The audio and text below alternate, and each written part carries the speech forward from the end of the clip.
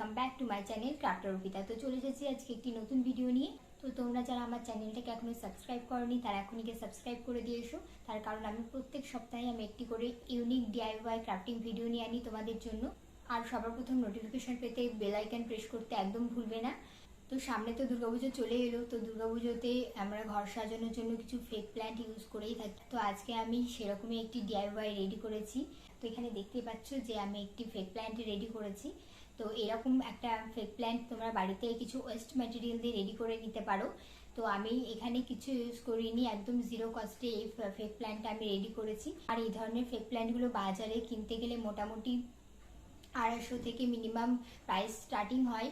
তো তোমরা চাইলে এগুলো বাড়িতে রেডি করে নিতে পারো, একদম অরিজিনাল ফেক প্ল্যান্টের মতনই লাগছে দেখতে। তো আমি এই ফেক প্ল্যান্টটা আমি কিভাবে রেডি করেছি সেটা আমি ভিডিওতে পুরো স্টেপ বাই স্টেপ বলেছি। তো ভিডিওটা স্কিপ না করে পুরো ভিডিওটা দেখলে তোমরা বুঝতে পারবে যে কিভাবে আমি রেডি করেছি। তো চলো শুরু করা যাক। তো আমি এখানে কিছু পুরনো ফাইল নিয়ে নিয়েছি। আমি আগেই বলেছিলাম আমি কিছু ওয়েস্ট ম্যাটেরিয়াল দিয়ে আমি আজকে ডিআইওয়াইটা কমপ্লিট করব। তো এই ফাইলগুলো আমার বাদ হয়ে গেছিলো, তো সেই ফাইলগুলোকে আমি নিয়ে চলে এসেছি আর সেগুলো দিয়ে আজকে ডিআইওয়াইটা আমি কমপ্লিট করব। তো আমি এখানে একটা পেপার নিয়ে নিয়েছি আর সেটাতে আমি রুলে করে ড্র করে নিয়েছি একটা রুলের সাহায্যে। আর তারপরে আমি কাঁচিতে করে কাট করে নিয়েছি, ব্যাস। তো তারপরে আমি ফাইলগুলোর উপরে সেই পেপারটাকে ভালোভাবে বসিয়ে আমি তারপর একটা মার্কারের সাহায্যে সেটাকে শেপ দিয়ে নিয়েছি। তো এরকমভাবে যে কটা আমি পাতা করব সে কটা পাতায় আমি শেপ দিয়ে নেওয়ার পর আমি কাঁচিতে করে ব্যাস কাট করে নিচ্ছি।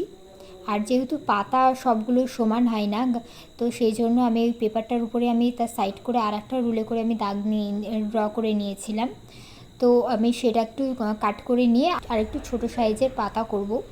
তো সেটাকেও আমি কাট করে নিচ্ছি আর তারপরে এই সেম পদ্ধতিতেই ফাইলের ওপর বসিয়ে আমি আরও কয়েকটা পাতা ড্র করে নিচ্ছি আর তারপর কাট করে নিচ্ছি। তো ব্যাস আমার কাট করা কমপ্লিট হয়ে গেছে। এখানে মোটামুটি 8টা আমি পাতা করেছি। তো তোমরা চাইলে এখানে 8টার জায়গায় 14টা 15টা যেমন ইচ্ছে তোমরা সেরকমভাবে করতে পারো। তো তারপর আমার এই একটি পেন নিয়ে নিয়েছি, যে পেনটা আমার কালি নেই। তো এরকম একটা সরু মুখ জাতীয় কিছু একটা নিয়ে এরকম পাতার শেপে জাস্ট একটু চাপ দিয়ে ড্র করে নিতে হবে, যাতে পাতার শেপটা কালার করার পরেও ভালোভাবে বোঝা যায়। তারপরে আমি এখানে অ্যাক্রিলিক কালার ইউজ করছি। তো তোমরা চাইলে এখানে জেসও ইউজ করতে পারো, কারণ এখানে একটা হোয়াইট কালারের কোট দেওয়ার পরে আমি বলবো যে তারপরে তোমরা গ্রিন কালারটা অ্যাপ্লাই করো। তার কারণ হচ্ছে প্রথমে গ্রিন কালার অ্যাপ্লাই করলে তোমাদের সেখানে 2-3টে মতন কোট দিতে হবে, কারণ এটা প্লাস্টিক ফাইল যেহেতু, তো প্লাস্টিক ফাইলের ওপরে কালারটা ঠিক মতন বসবে না। সেই জন্য আমি প্রথমে হোয়াইট কালারটা পেন্ট করে নেওয়ার পরে আমি তারপরে গ্রিন কালারটা দিয়ে অ্যাপ্লাই করেছি। তো ব্যাস এরমভাবে আমি প্রত্যেক কটা পাতা আমি কমপ্লিট করে নিচ্ছি। তো দেখলে বুঝতে পারবে গ্রিন কালারটা অ্যাপ্লাই করার পরে পাতাটা কীরম, মানে পাতার শেপটা কীরম এসছে, অরিজিনাল পাতার মতো লাগছে কি না। তো ব্যাস এরমভাবে আমি একটা কোটেই দিয়েছিলাম গ্রিন কালারের, ব্যাস কমপ্লিট হয়ে গেছে। তো তারপরে আমি এটার উপরে কিছু যেমন ফেক প্ল্যান্টের ওপরে ডিজাইন করা থাকে তো সেরমই করব। তো তার জন্য আমি একটা প্লাস্টিক ফাইল নিয়ে নিয়েছি। অ্যাকচুয়ালি আমি যখন টেবিলের উপর কোনো কিছু পেন্টিং করি তো টেবিলের উপর আমার অনেক কালার লেগে যায়, তো সেগুলোকে ওঠানো আমার প্রচণ্ড ডিফিকাল্ট হয়ে ওঠে।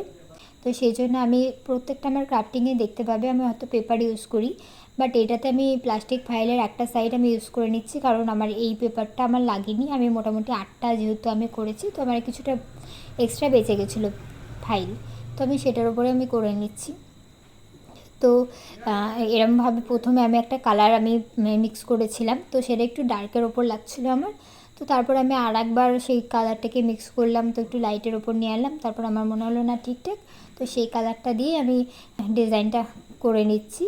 তো প্রথম সাইডে আমার ঠিকঠাকভাবে ডিজাইনটা আসছিলো না, তারপর আমি করতে করতে যাই হোক আমার ডিজাইনটা তারপরে ঠিকঠাক মতো চলে এসেছিলো। আর সেরকমভাবেই ডিজাইনটা প্রত্যেকটা পাতাতেই আমি অ্যাপ্লাই করেছি। তো ব্যাস আমার সব কটা পাতা কমপ্লিট হয়ে গেছে। তো আমি পাতার ওপরের সাইডটাই আমি কালারফুল করেছি, আর আমি নিচের সাইডটা আমি করিনি। তার কারণ হচ্ছে নিচের সাইডটা তো দেখা যাবে না, তো নিচের সাইডটা আমি সেই কারণে করিনি, তো ওপর সাইডটা করেছি। আর তারপরে আমি যেটা দিয়ে আটকাবো তো সেটাকেও আমি গ্রিন কালার করে নিচ্ছি। তো সবগুলো কালার করার পরে প্রথমে সেগুলোকে ভালো মতন শুকিয়ে নিতে হবে, আর তারপর যখন ভালো মতন শুকিয়ে যাবে তারপর এটার পর আমি একটু বার্নিশ করে নেব। তার কারণ ভার্নিশ করলে পাতার উপরে যদি কোনো জল পড়ে বা কোনো কিছু হয়, পাতাটা খারাপ হবে না, নষ্ট হবে না, কালারটা উঠবে না। তো যেমন দেখতে পাচ্ছ তো সেরমই সেমই থাকবে। তো তারপরে পাতার উপরে আমি আঠা লাগিয়ে ওইটাকে আটকে নেওয়ার পর আমি একটা সেলোটিপ ইউজ করছি এখানে। তো সেলোটিপে করে ভালোভাবে আটকে নিচ্ছি যাতে এটা ভালো মতন সিকিউর হয়ে থাকে, যেন এটা না খুলে যায়। তো ভালো মতন এরকমভাবে আটকে নিতে হবে। তো প্রত্যেক কটা পাতাই আমি সেম করে নিচ্ছি। তো এরমভাবে প্রত্যেক কটা পাতাকে করে নেওয়ার পরে সেগুলোকে একসাথে করে আমাকে আটকে নিতে হবে। তো প্রত্যেক কটা পাতাকে আমি একসাথে নিয়ে নিয়েছি। আর এরপর আমি একটা গার্ডার ইউজ করছি। তো গার্ডারে করে আমি প্রত্যেক কটা পাতাকে একসাথে করার পরে গার্ডারে করে ভালো মতন করে আমি আটকে নিচ্ছি। তো ব্যাস আটকানো হয়ে গেছে। এবার এটা আমি রেখে দিলাম টবের ওপর। ব্যাস কমপ্লিট। তো কেমন হয়েছে সেটা অবশ্যই জানাবে কমেন্টে।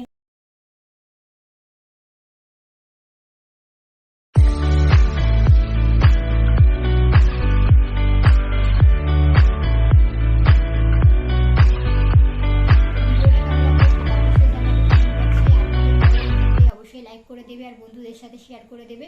আর বেল আইকন প্রেস করতে একদমই ভুলবে না, তার কারণ সবার প্রথমে নোটিফিকেশনস পেতে। তো দেখা হচ্ছে নেক্সট ভিডিওতে। টাটা।